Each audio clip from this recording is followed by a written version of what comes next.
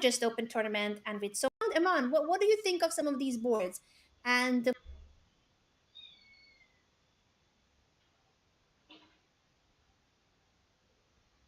who are you worried about?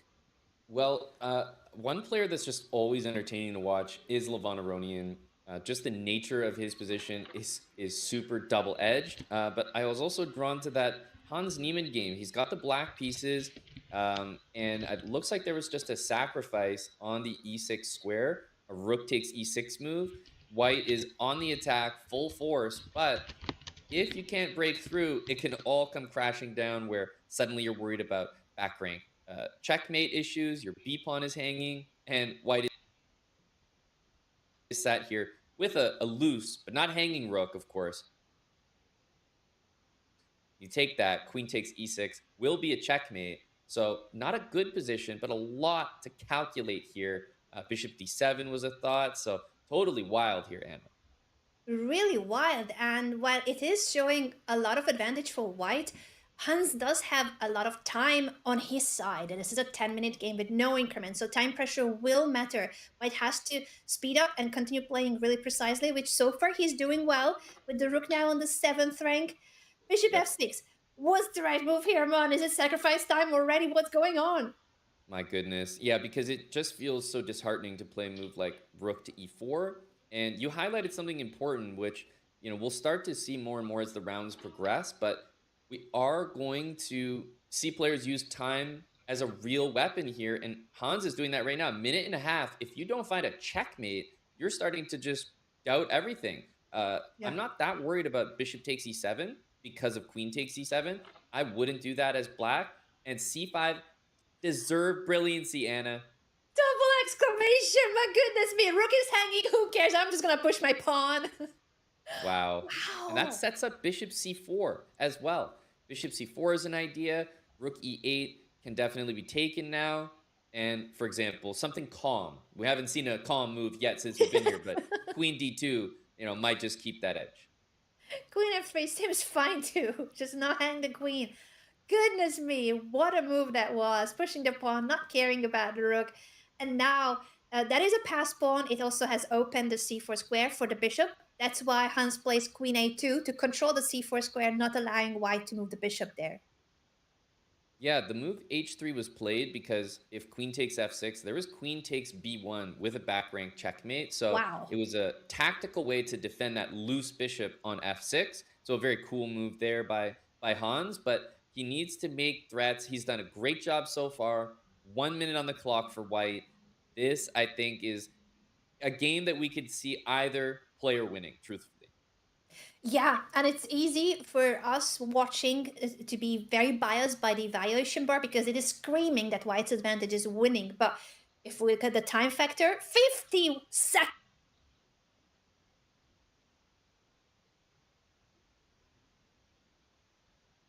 left for Kartikian, no increment. He has 50 seconds for the rest of the game.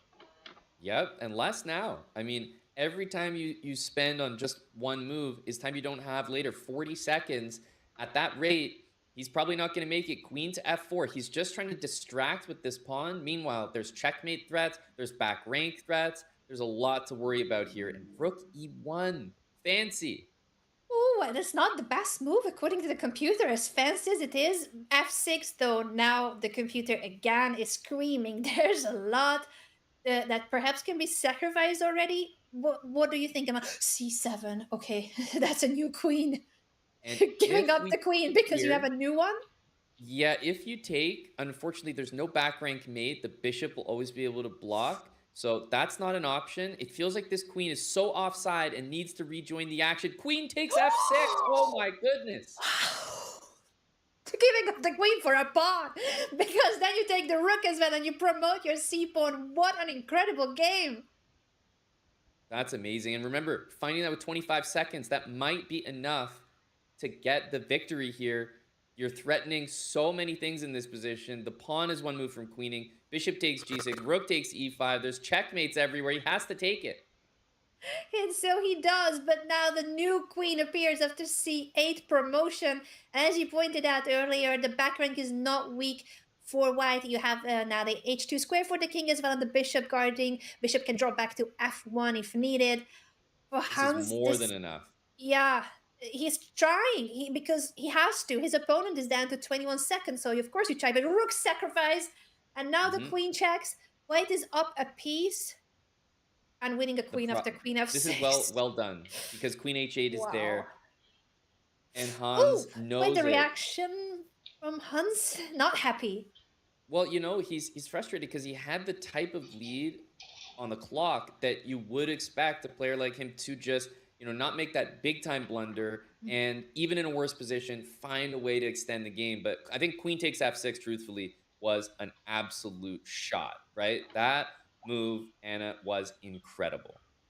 That was a huge move, and what a game by Karthikeyan with such little time on the clock. That means that Hans is now on 1 point out of 2. Of course, he'll still try to qualify. There's so many strong players in today's event, but what is also going to be a huge event to follow this spring is the candidates tournament. There is going to be 8 players in the open candidates, 8 players in the women's candidates starting on March the 29th. You can use exclamation mark candidates for more information. This is for what matters the most in the chess world when it comes to the classical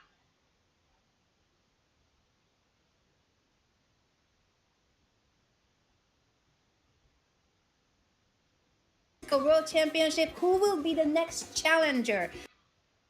Both among the open section and for the ladies, this is going to be the 2026 FIDE Candidates Tournament.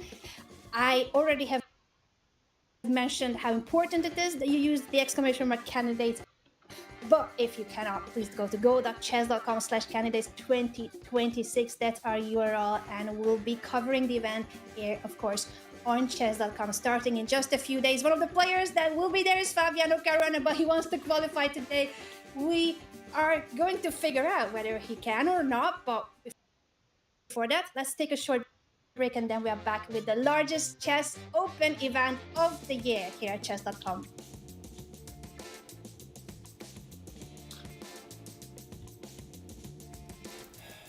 Busy day. Come on, honey. Oh, man. Eric. Magnus, you gotta be kidding me, man. Don't they know that I'm working? When I'm struggling to get through my day, I rely on Neurogum to give me the energy and the focus that I need to keep up with a busy life. My wife needs me. My kids need me. The kids can wait. Me and Danny Bot have got work to do. Feels good to focus on what matters.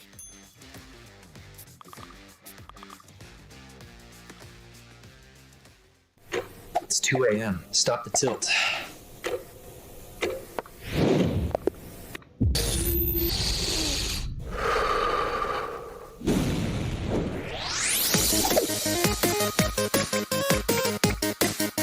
Clear the board. Buy yourself time. Magnet. Pull every shield your way. Royal Frenzy! How long can you survive? Come on, the board's waiting.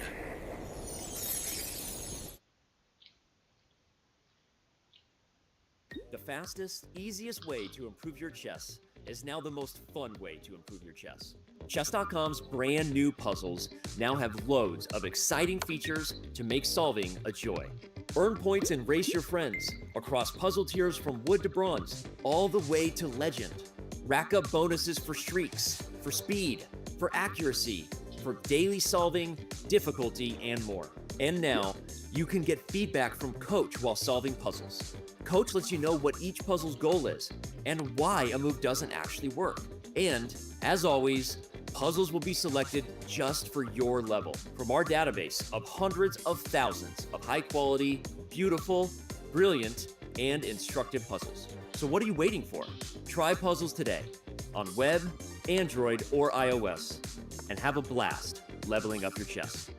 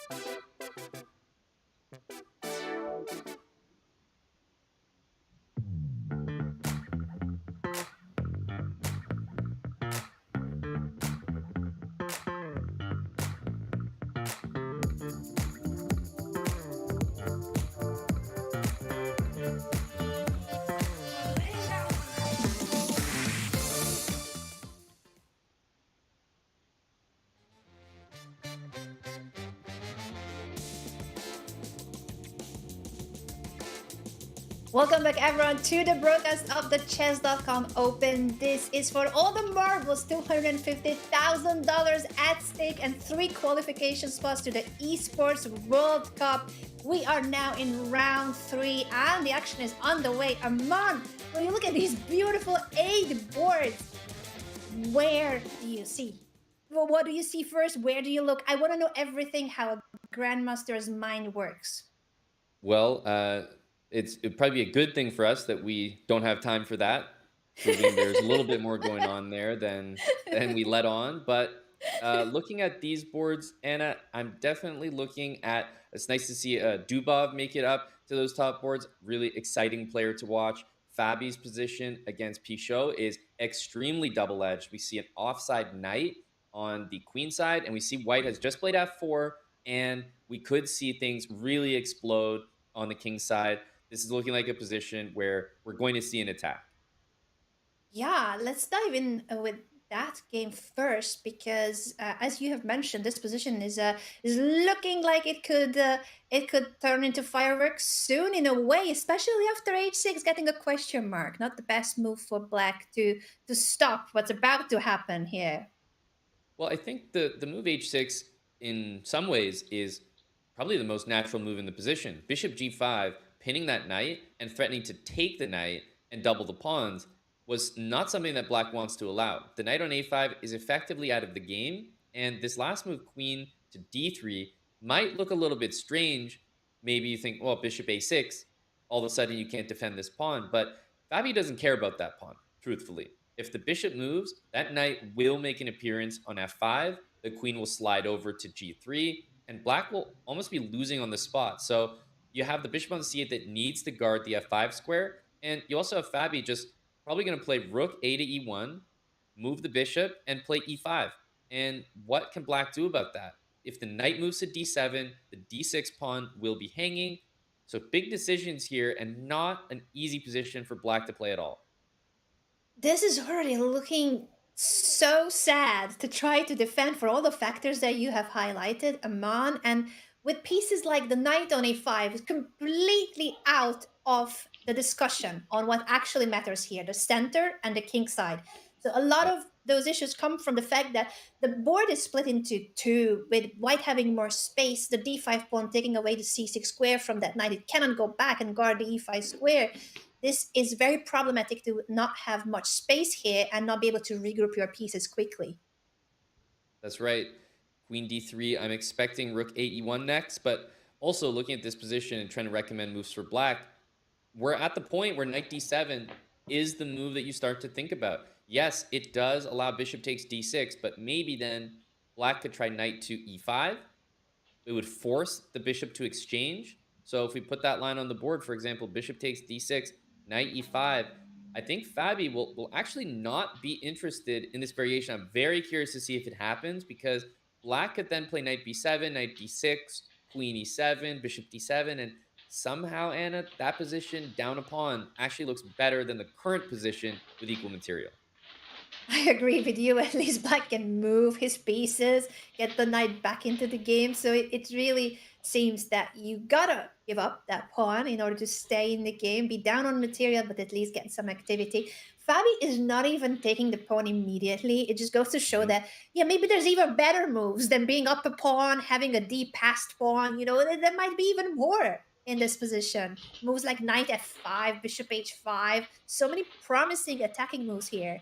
Knight to Yep. h5 as well. And after knight e5, oh god, evaluation bar has completely gone all the way up with the advantage screaming, this is winning. Is there a checkmate pattern here? There was the one, I guess, on g7 at the moment, parried. But what about the pawn on d6 as you are showing, Amon? I might just want to take that. The other way that you could play is bishop d3 directly, because the bishop can't be taken. And while you're not winning that pawn, what you are doing is saying, after bishop d3, I might play e5 and take the knight with the bishop. So I'm looking at the simple bishop takes d6, or perhaps the more complex bishop d3, rook a e1, and those kind of moves. Maybe h4 is an idea, but with that queen there, I'm not really liking that. It could just be bishop takes d6 here, but no doubt, advantage for Fabiano. This is an absolutely crushing position. Anna, maybe we can check out our bird's eye view because I'm One willing to second, say that just one I'm willing to second, one trust him. second.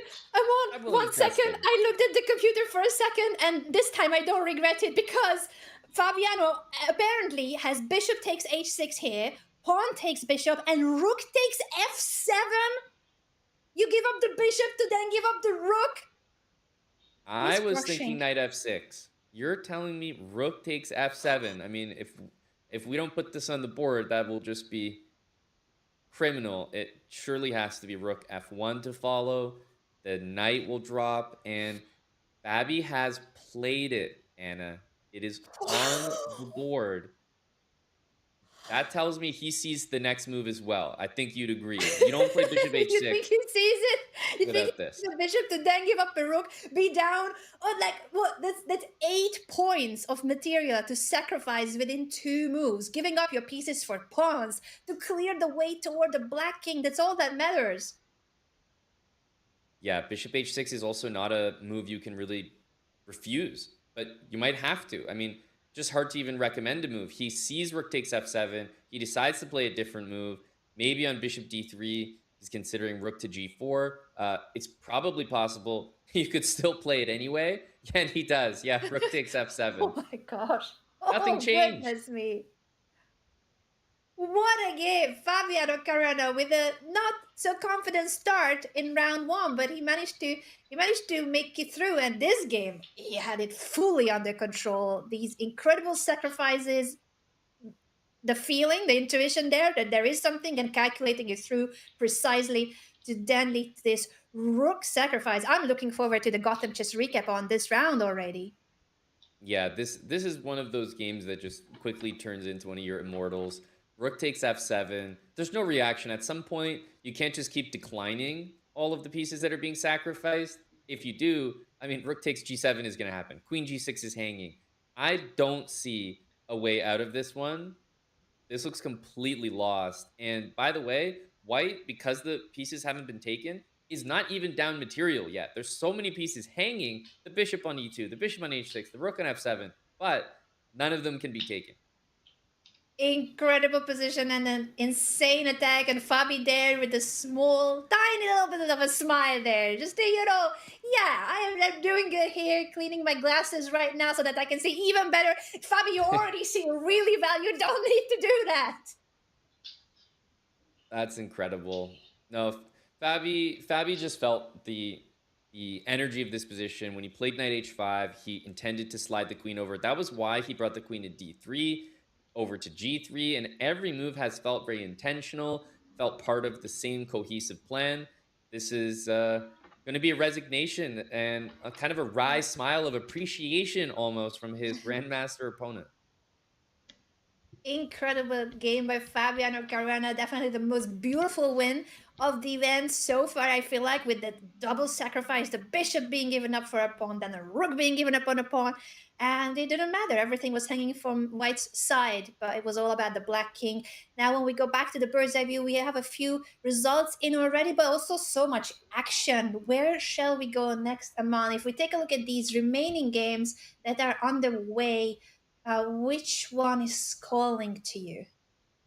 Well, I was looking at some of the games in action and just noticed a couple of legendary Indian grandmasters playing each other, Vidit and Hari Krishna, who are both participating in this event. I'm not sure if Hari Krishna has played in this event so far, like the first couple play-ins, but we did see Mhm. Vidit in one of the earlier play-ins, and they're matched up against each other. As I also am noticing, the participation from Indian players is incredibly high. There are so many, not just players participating, but near the top of the standings, Anna.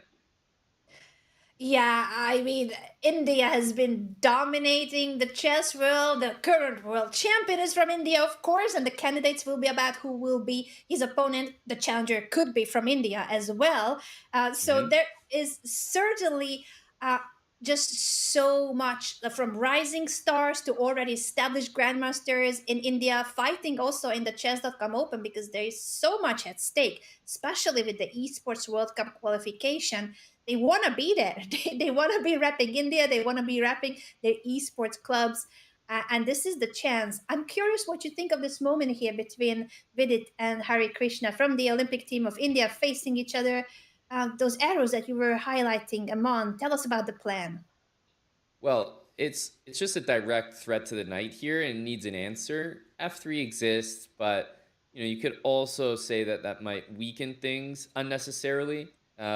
So immediately knight g3 comes to mind to hit the bishop, but then suddenly the center starts to collapse here. You can imagine I'll just play knight to g3, rook takes d4, and if you take it, the queen centralizes. Yes, you can ruin the pawns here, but I don't know if that's worth the sacrifice, Anna. So I find myself kind of straying away from trying to sacrifice material and looking a little bit more maybe at the move f3 just to be solid.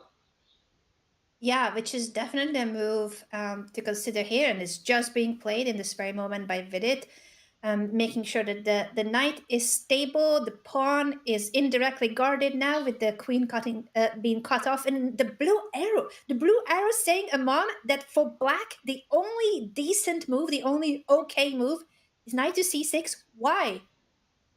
Yeah, I mean, you can see even after rook c8, which is not that knight c6 move, and still a very good looking move, possibly the most natural move in the position.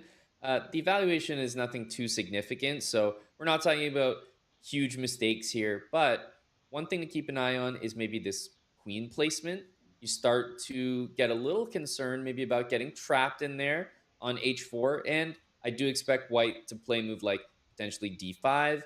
That will open up the diagonal to the king, and the two knights in the center, plus maybe the idea that the center could become much, much stronger with bishop takes and f takes, where the f file would open. Black does not want to play that. So you think you can kind of just expand, take the space, and say there's more to do in white's position than in black's. Yeah, and now that you have summed up all those factors, I think we all appreciate a grandmaster summary there. And the trade is happening, but it is leading to what you have mentioned. Now white has an even stronger central structure: e4 pawn, d4 pawn, and the c4 pawn. The knight retreats to keep the minor piece on the board and ready to launch either the e pawn or the d pawn in the right moment. Queen g3 gets a question mark, but black's position is not easy to play. No, it's not. The queen won't get trapped on this square, but the center and the pawns can simply start to roll, whether that's c5, e5. The move d5 does allow knight e5. So initially I was thinking, it might be better to push one of the other pawns first, but knight e5, I guess we'll see queen c3 or queen d4, perhaps queen c3. And the pin on that knight is probably going to the reason that Vidit has a nice advantage. Yeah, definitely looking good for Vidit.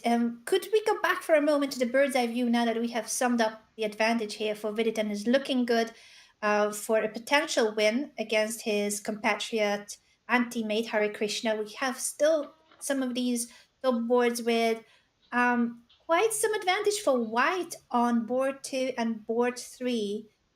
Karthikeyan was our hero of the round earlier when he took down Hans Niemann in a really beautiful attacking game with not much time on the clock, but now he's on the receiving end of a not very good end game here. And the not very good is because he's missing a pawn. Sometimes it's that simple, being down a pawn in a knight end game.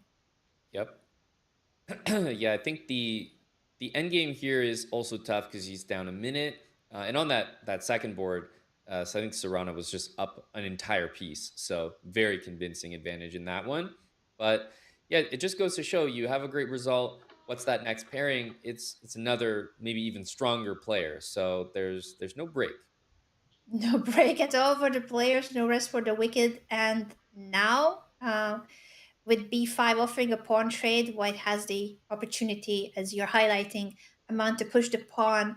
Are there any tricks? Is there any way for black to then get to the pawn? Is there anything that white can miss? The knight is a tricky piece I'm looking at. What can I blunder if I'm playing this as white? Well, the fact is taking and playing king c4 is very tempting. I do think this is unnecessary. E3, knight c2, and now I think this is the idea that if you go and defend the pawn, black can also Ooh. defend. on c5. So I would have preferred to take the outside pass pawn. When you're up a pawn, you usually want more imbalances.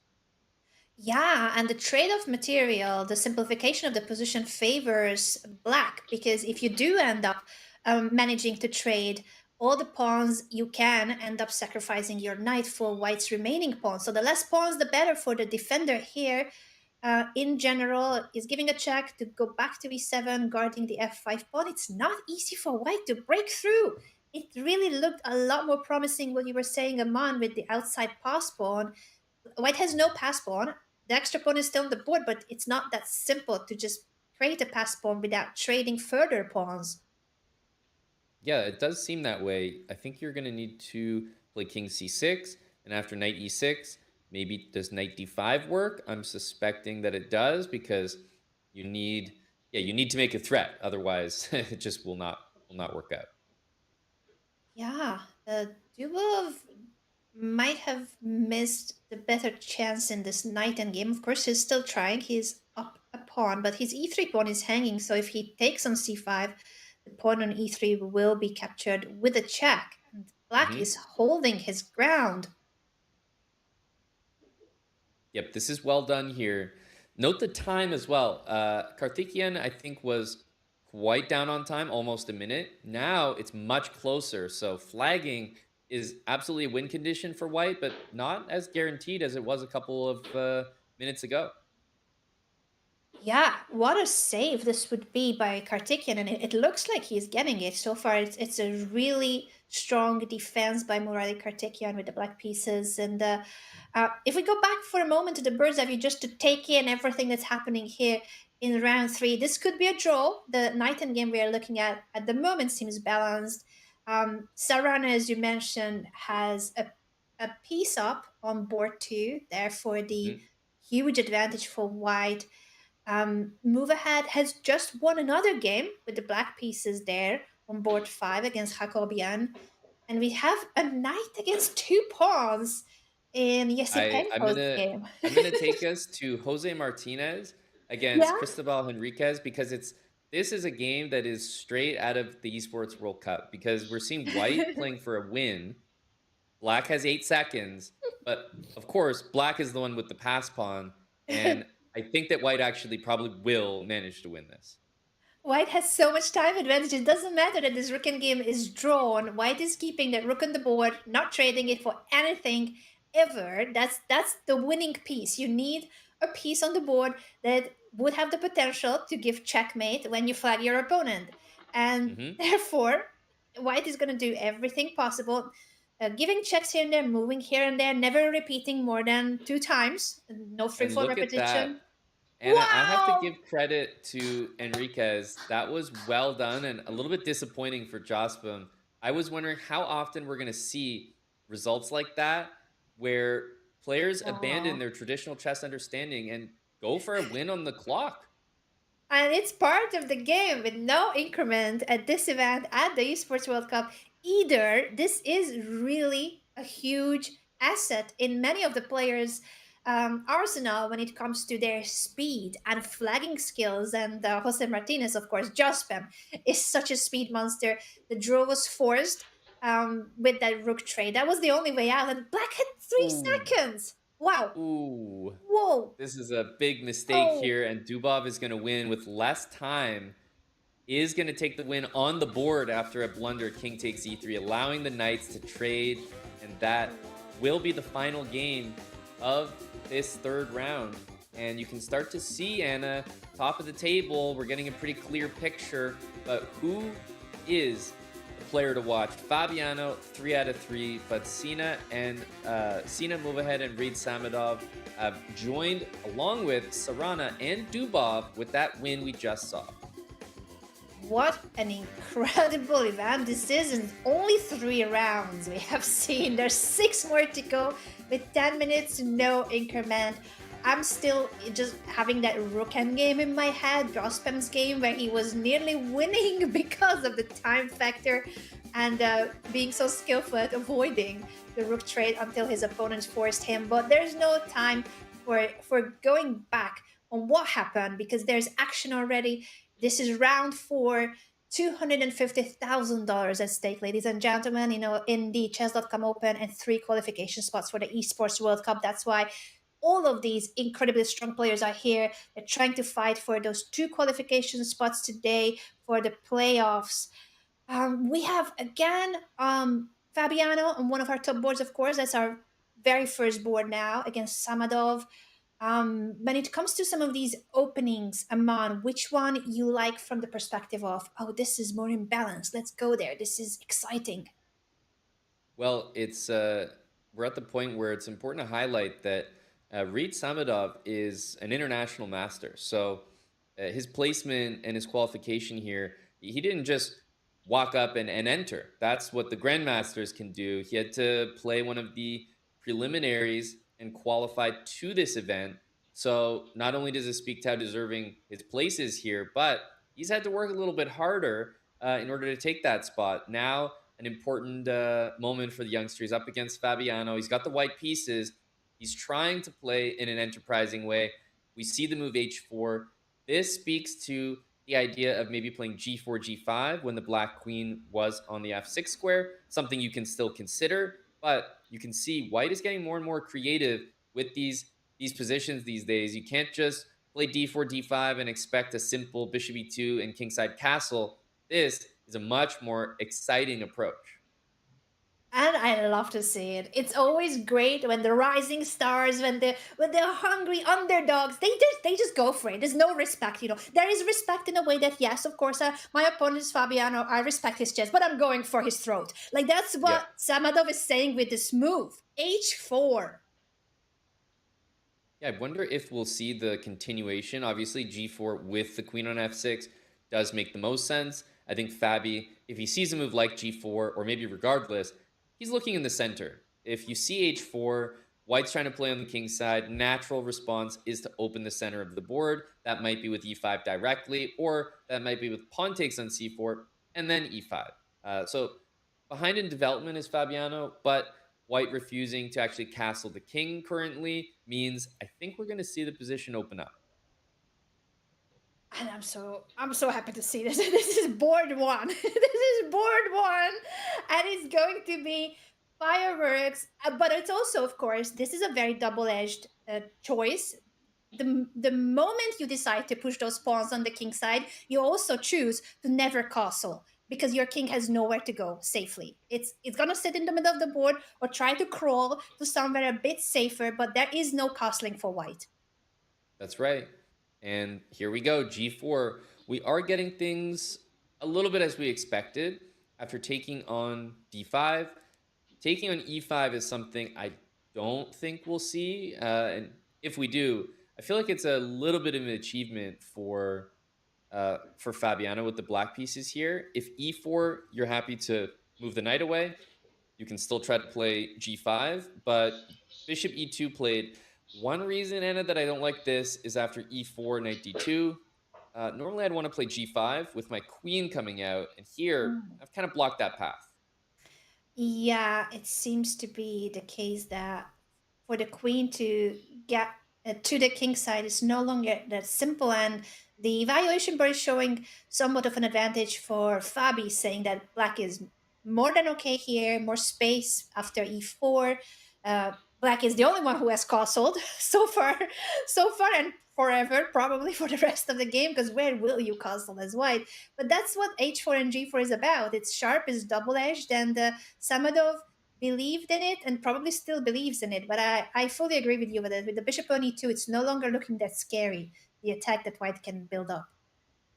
Yeah, g5 is under control. If I'm thinking about obvious moves for Fabiano, bishop e6 and rook c8, not that difficult to think about what Fabi's going to do. There's also the more aggressive option of f5, and this move not only develops the bishop a bit more directly, but it could actually be black that uses the f file rather than white that uses the G file. So I'm seeing the game, I'm seeing the aggression from white, but I'm starting to question to myself, especially looking at that time disadvantage, 3 minutes and counting. Is it actually Fabi that's on the attack here? He is, and we were saying how H4 and G4 was all about white attack, but now it is black who will have the upper hand. He does have already the advantage on the board, and also when it comes to time management, crucial. This is a 10-minute game, no increment. We have seen flagging skills taking a big part of this event, and it's not looking good for Samadov in that sense, to being down on the board and down on time. If we go back to a bird's eye view just to take in fully what's happening in round four, there is so much at stake and there's so much action to cover. I'm looking at our board six, I believe, Nguyen against Nihal, where it feels like White is going for a checkmate attack. Yeah. Nihal's pawns from in front of the king are gone, which is hinting at a sacrifice that might have happened there. Bring that board up immediately. It definitely looks like, and I'll just ever so quickly take a Ooh, step back. We saw G5, H5, and an immediate sacrifice. What on earth is this? Nihal is in big trouble here. D3 now defends the knight. The bishop cannot take on F5, which is, I guess, the defensive resource. But I mean, we're talking about one move of respite, right? Once the bishop moves to F4, the rook will be defended, and then everything becomes a threat again. yeah, this is very sad how the GNH pawns have disappeared, the bodyguards from in front of the Black King. And once the back rank is not an issue, the f5 bishop will be hanging. I guess right now the question is, after pawn takes c3, what will white do? Because if you take that pawn, bishop takes will attack both of white's rooks, so that's not something we want. But we also don't really want to have that pawn landing on b2, because that would be a fork attacking the rook and the bishop. So he just steps away with the bishop. He says, okay, take my pawn, but at least you're not going to win my rook or my bishop. I think both of those could have worked out. You could either take and then decide to move the bishop, or move the Mm. bishop and give up b2. Either way, you're giving up a little bit of material, but you're getting the coordination you're looking for. Even directly, you'd have to consider pawn takes on b2, bishop takes f5. There's checkmate in 2, queen h7 and queen f7. So there's no time to take that rook and make a queen. Now, this is what we were talking about. Once the rook gets defended or the e file blocked, in this case, both, suddenly bishop takes f5 and all the threats on the king's side are there. Yeah, this is huge, and material doesn't matter, as you have highlighted them on. When the house is on fire and the blacking is getting checkmated, the only defenders are those two bishops, and white is threatening to capture one of them right now. You can't do anything about it. You either trade that bishop or retreat it or guard it, but the bishop will be gone no matter what you do. You cannot hold on to this. No, at some point, if the bishops disappear, white will be threatening mate in 2, and I do not like the idea of taking the knight with bishop f6 and queen h8 mate. So we might have to just defend this pawn on f7. It does not look like a comfortable defense, but perhaps queen d7. Maybe I'm ready to take on f5, also guarding this pawn in case the bishops trade, and then queen d7, at least f7 would be covered. So I feel like I start looking at queen d7 here, Anna, but I'm not enjoying the defensive task ahead. Definitely not something that is much fun to play from Black's perspective. He's investing quite some time here, Nihal, to figure out how he can save the game. Of course, it's crucial. He's on 2 points. He wants to grab at least half a point from this desperate situation, and maybe he will find something. Maybe he will find some of those ideas that you're highlighting. That with Queen D7, at least it's not curtains immediately, so you're hanging in there, giving chances to your opponent to make a mistake too. Exactly. Queen d7 just played, and it does look like, for the moment at least, the maybe the actual checkmate is not there anymore. But I'll still be shocked if Nihal not just avoids the mate, but also comes back to win the game. That's kind of a different story. There's like two levels of defense here. But for now, he's done as well as you could possibly hope for from the position when we tuned in. Yeah, I think that's a good way to sum it up, Emma. Oh gosh, now with the queen on g3, threats of discovered check by the knight jumping away and queen giving a check. What can you do to stay in the game, to keep it going? Yeah, I don't see anything too good. I mean, you're definitely also looking at pawn takes on b2 at the end of a lot of lines here. Knight e6 looks like the threat we care about. But to be honest, knight e6, there is bishop g6. And, we're not immediately losing. So I agree with the decision to take. If you're going to suffer in this position as black, take the pawn. Why not? And at least you have that to comfort you when you're looking and calculating at just all these terrible, terrible variations. Yeah. Unfortunately, there's so many of those. And now with bishop e5, I guess at least Black can say there is no immediate the position falling apart right now, because at least by attacking the queen, there is no discovered check. But That's when it right. comes to to this moment, Amon, what would you say that White needs to do to just keep the attack going, even if it's not an immediate fireworks and crushing down everything, but just keep it going and in a few moves time win? I mean, the thing about this queen move is I might even think to undo it. Bishop f4 is also tempting just because it would get rid of the bishop from the b2 pawn. Maybe then I could target that. So I think about bishop f4 here, and maybe the worst is behind black. But if you look objectively, white still has a huge advantage, and you can only be happy with this And position. White shows why this game is so exciting, and chess as a whole, you can always make a mistake, even in winning positions. Grandmasters do that too. Queen f3 gets a double question mark. Bishop g4 traps the queen. There is bishop h7 and queen e4, but then you would lose the queen to a different tactic with bishop h2. This is a very surprising move. There's bishop takes c6, but again, that e4 square, that's not a helpful one because you're still losing the queen. So this is completely flipped. And again, I just have to say, I'm shocked. I mean, are we looking at queen f7? Like, is that the best move? I think it might be. Goodness me, White has blundered the queen with queen to f3 and both his gambit in a position that was completely winning for White. Wow. Huge mistake here. Yeah, this is a really really big flip of the evaluation. And it looks like Nihal is probably going to win this game. And as exciting as this is, I think this is the final big blunder. I noticed that we actually have Blue Bomb versus Esipenko, a little bit of a candidates preview match. I thought, how could we pass up tuning into this one? It looks like Esipenko has the upper hand at the moment with the pressure of the rooks, the fork right now of the rook on f1 and bishop d2. But Blue Bomb and Esipenko, with candidates ahead, are both fully in the fight here in the chess.com Open. They are, and it's so great to see many of the candidates, participants playing in the chess.com Open. Of course, it matters to them. They want to qualify to the Esports World Cup. Rook to g1 gets a question mark because it invites queen f3 as a really strong move. Oof. Yeah, it seems that queen f3. I mean, first of all, there's only one reaction, so White's abandoning winning this game, and probably long has because there is a perpetual available, but every pawn is also falling in the position.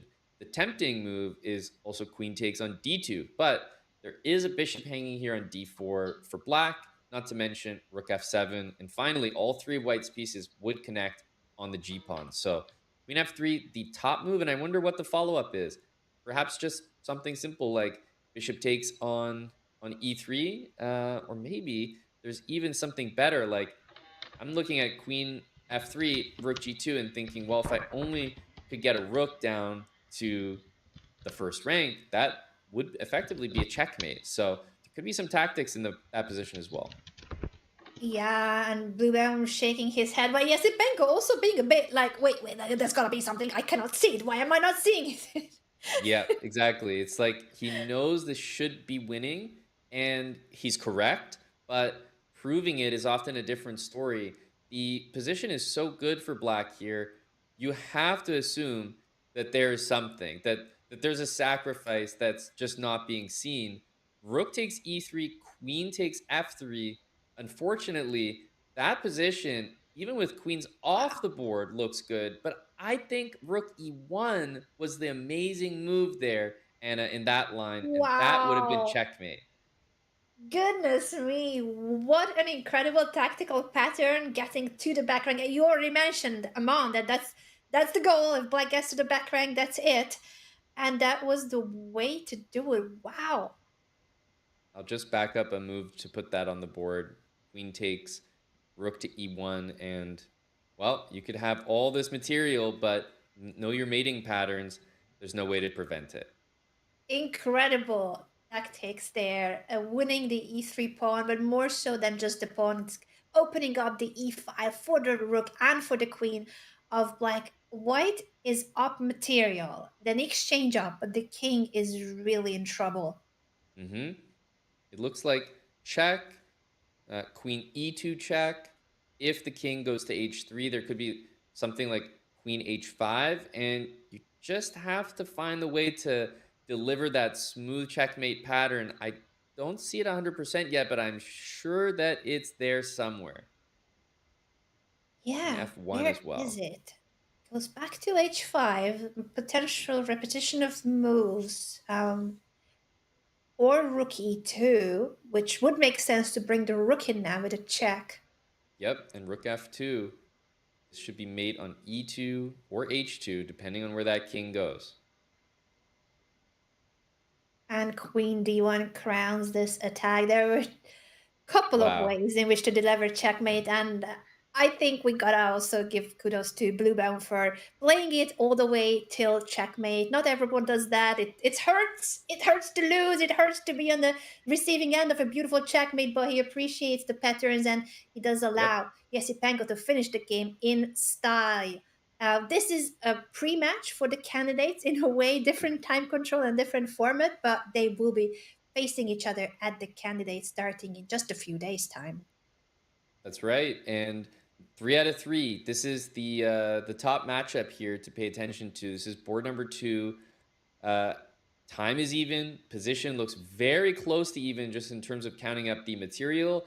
White's king is much better placed. The a pawn also looks like it's kind of in trouble, and maybe there's some outside checkmate threats that black needs to worry about. Yeah, those are definitely factors to be aware of, and the highlighted squares that you're showing for the king march. White has already won if it was king of the hill, but even without king of the hill, king e5 is a really strong move. Yeah, I think unfortunately black's trying to hang on to the pawns, but not only is there king f6 available, but I think more importantly, king d6, and that's where the checkmate comes in. Rook a8 will be checkmate as long as that c7 square is guarded. That's why you're seeing what was time even at a minute and 10 seconds is now completely different. A minute to 30 seconds. Serrana needs to play moves much quicker than this. Much quicker because there is no increment. So having this really tough position and no time on the clock, even if you manage to not get checkmated, you will end up losing on the clock. This is not good news. You either need the time or the position. You cannot be down on both. Mm-hmm. There is checkmate still. King b8 doesn't help. King d8 does help in terms of having bishop c8 available, but no, there's nothing you can do. This And move wins it. Serena, oh wow. You see the reaction as he missed bishop to f5, but the position was collapsing, unfortunately for him, no matter what. What a game again by seeing a move ahead. He's on fire, and he has been seeing plenty of moves ahead in this game too, it feels like. And look at this. Bishop and knight will be awarded the victory if time expires. So Bradley needs to play much quicker and probably pre-move almost everything here. Yeah, it's again one of those cases where if it was a different time control, we wouldn't be talking much about this endgame. But with now the pawn eliminated, only knight remaining on the board, not enough material for either of them to win on time. So a draw was the very fair result of that endgame. Exactly, and I think that this game we just tried to tune into at the end ended on the spot, so that will be the final game of the round. And as we come to our first fair play break right after round number 4, we're also seeing which names are floating to the top of the table. Movahead and Caruana, 4 points each, and Theodoru and Dubov at 3.5, absolutely in contention. I think the target score in previous play-ins has sort of been 7 or 7.5 points. You have to have at least 7. So that means you can kind of lose 1-2 games maximum, but that's it. So for players that have 3 points here, and they've already dropped either 2 draws or 1 loss, they have to play, pretty much perfect for the rest of the event.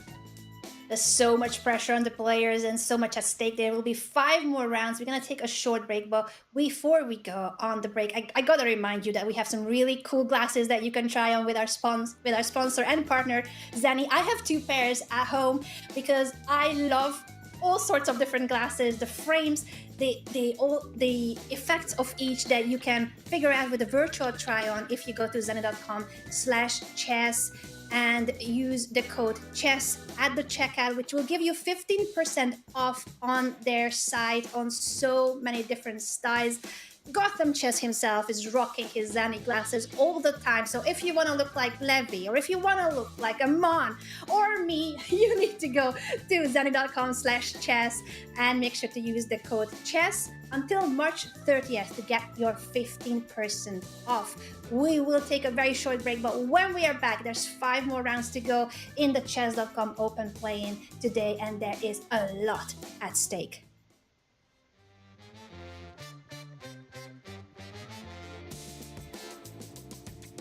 Folks, have you ever looked at me and thought, oh my gosh, he's so handsome? Thanks. It's probably the glasses. You see, I've worn glasses for most of my life, and in recent years, I've been wearing Zenni. Zennis are affordable, reliable, and they offer thousands of options. Also, nowadays, most of us spend hours staring at a screen, whether big or small. So I add blocks, which are Zenni's blue light blocking glasses. And remember to get your eyes checked regularly and avoid straining them for too long. But as far as glasses go, I love my Zennis, and you can try some today at zenni.com/chess. And maybe you too will look as handsome in yours as I do in mine.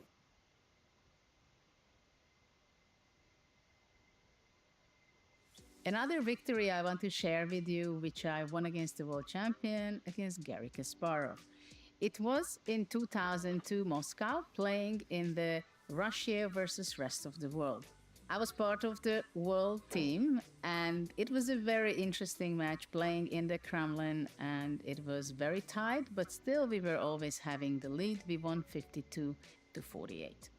So by this moment, Kasparov also wants to break out from the position, exchanging pawns, so he went f6. But after f6, I felt there is a momentum, and I went bishop f4 from e3, trying to put pressure on the c7 pawn. So now I'm threatening to take on f6 and also bring my rook.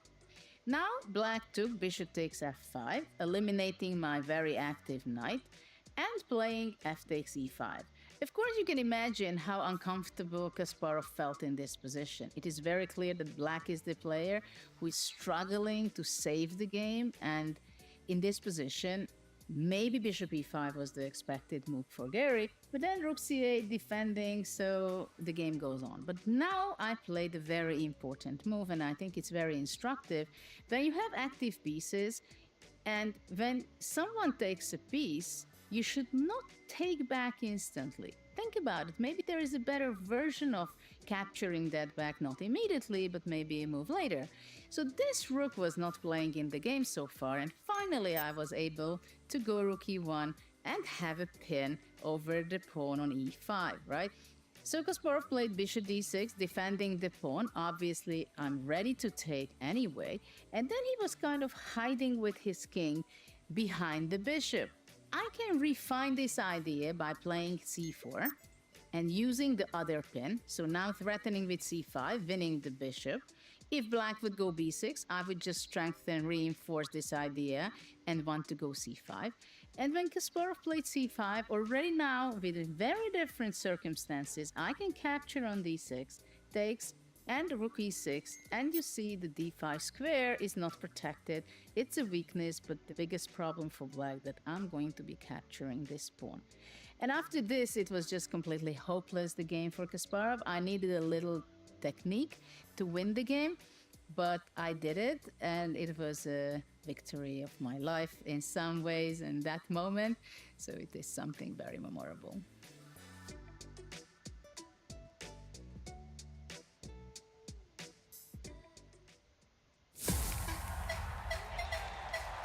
This is the Esports World Cup. And in 20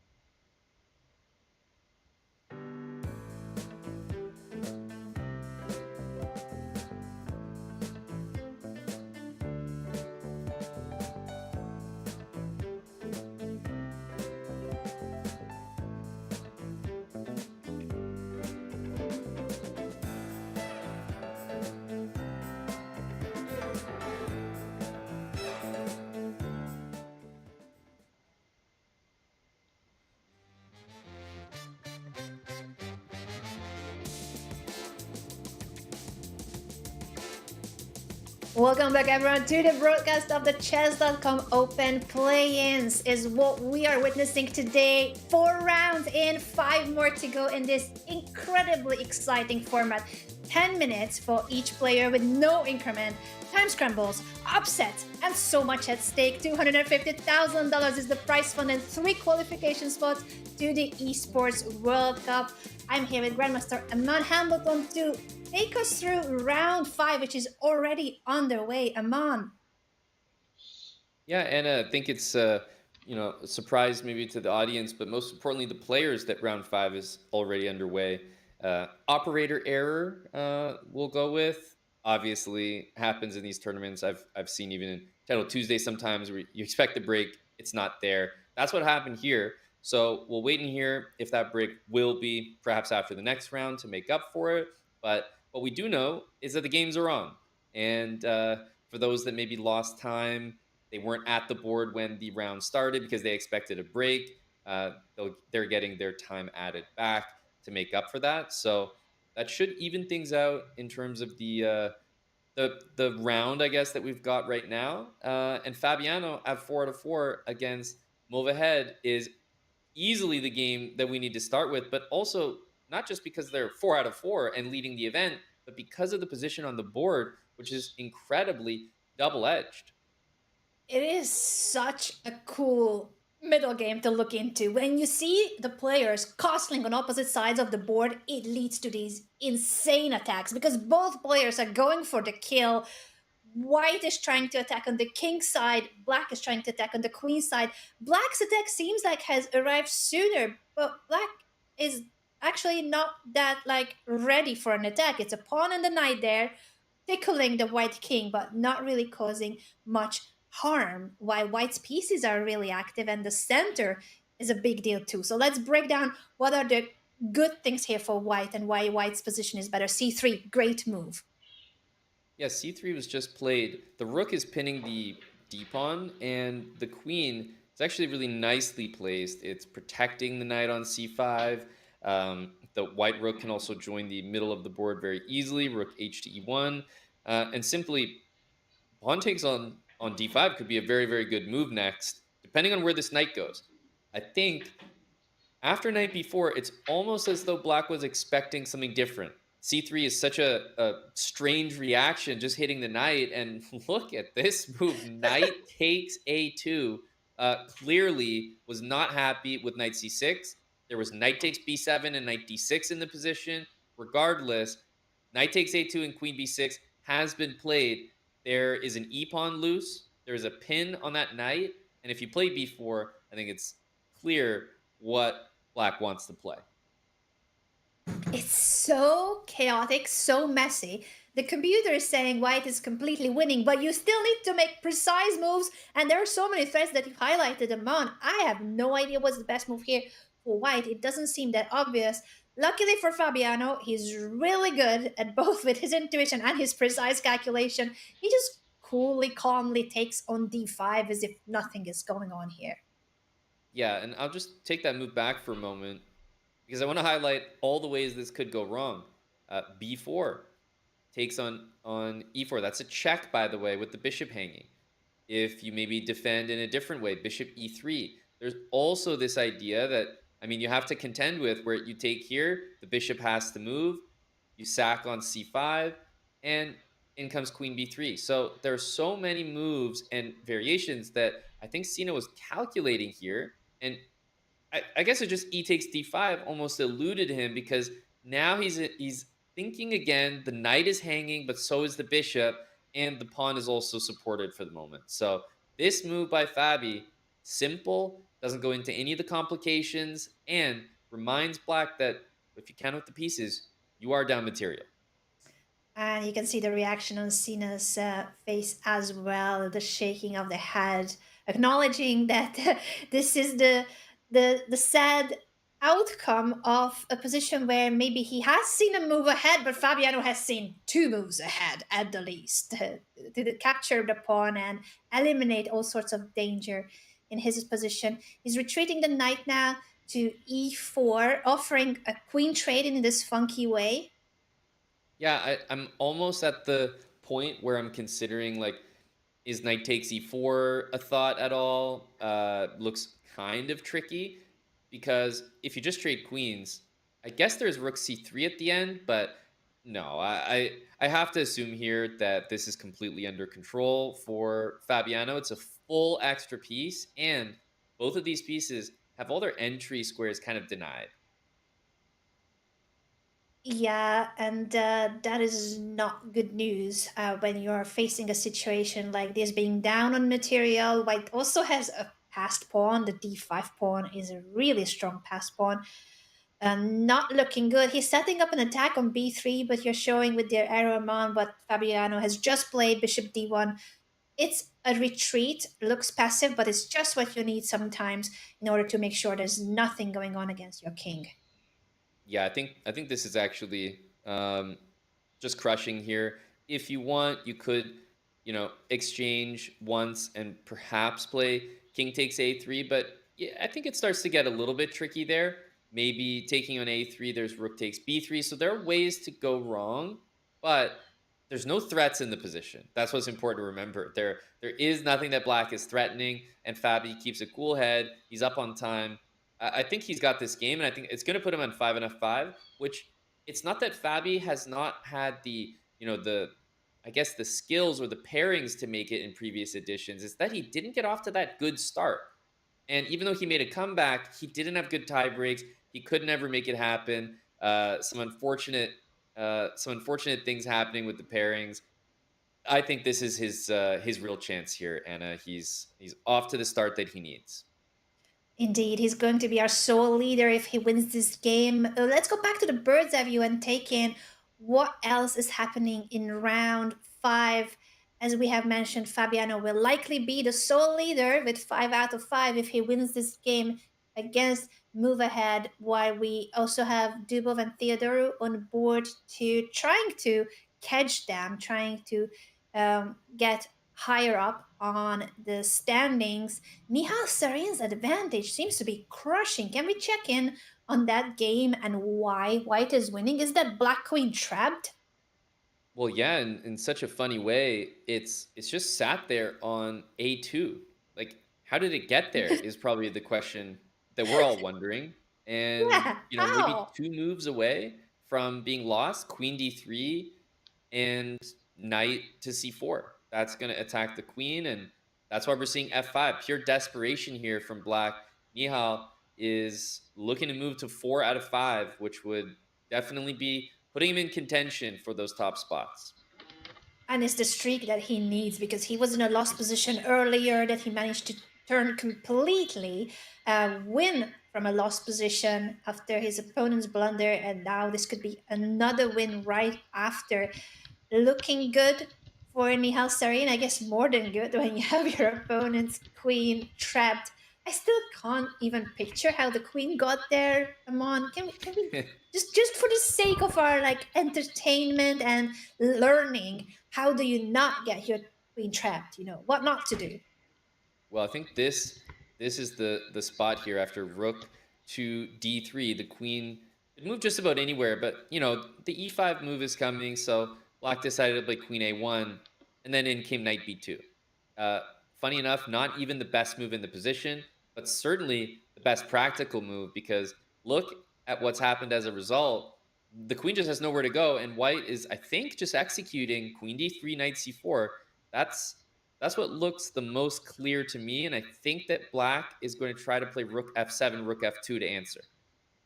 Wow, this is incredible.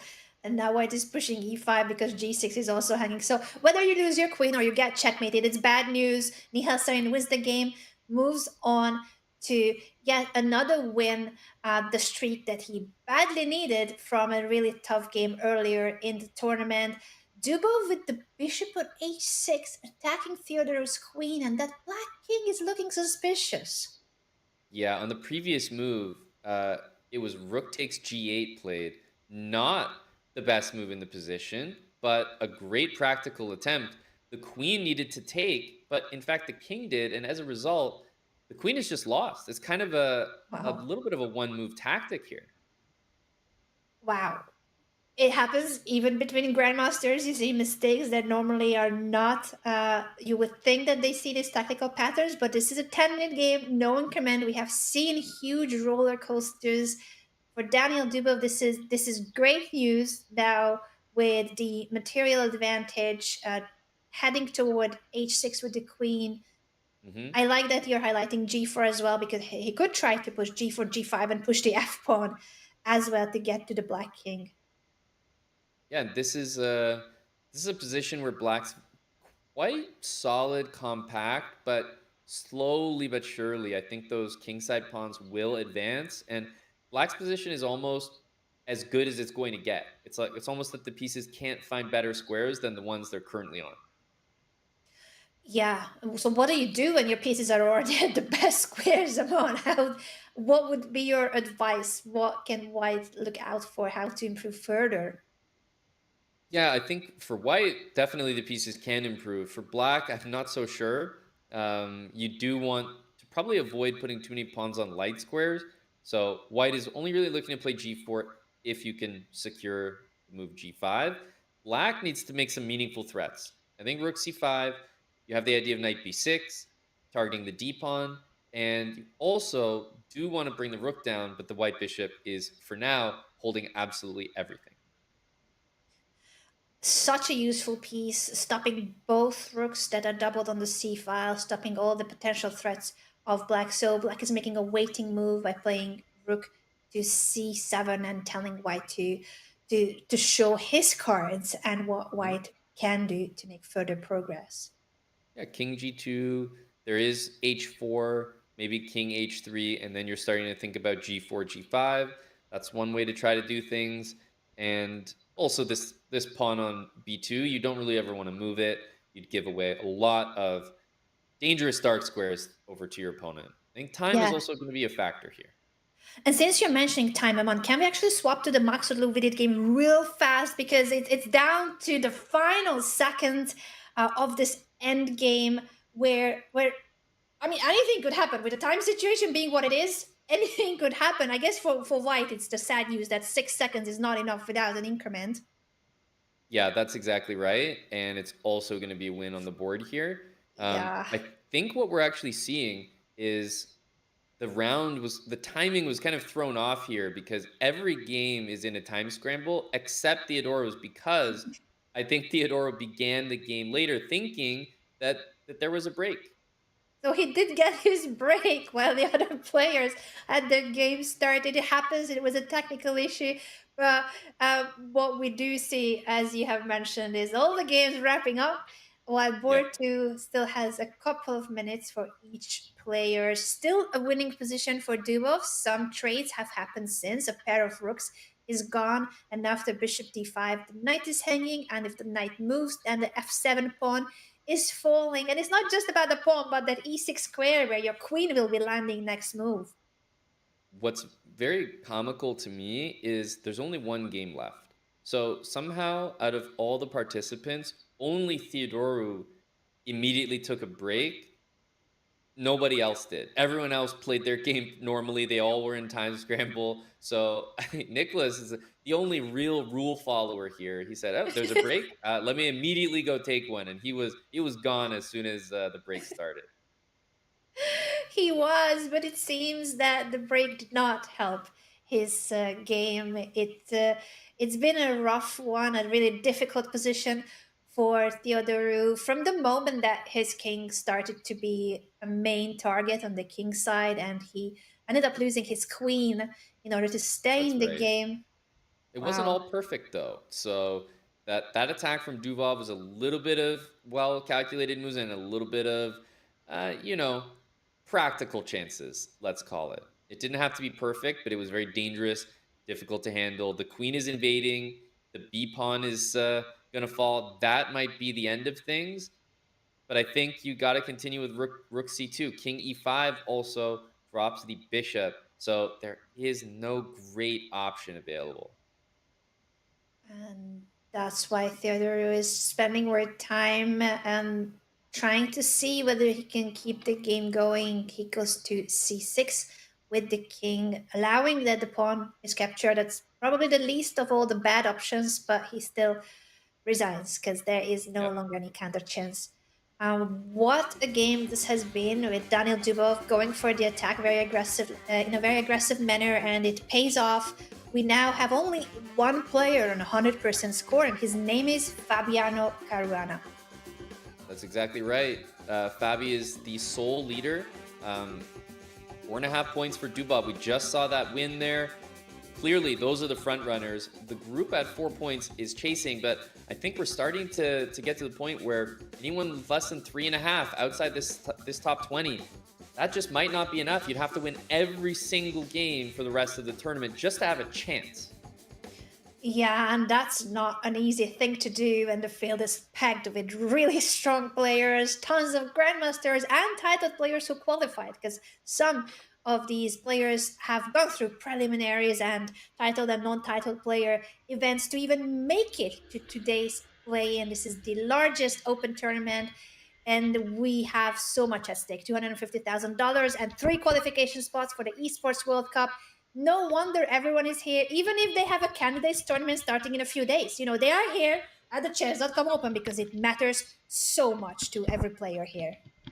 That's right. The prizes are significant, and you just have to take a moment and reflect on not only the prize is significant, but the chance to play at the Esports World Cup.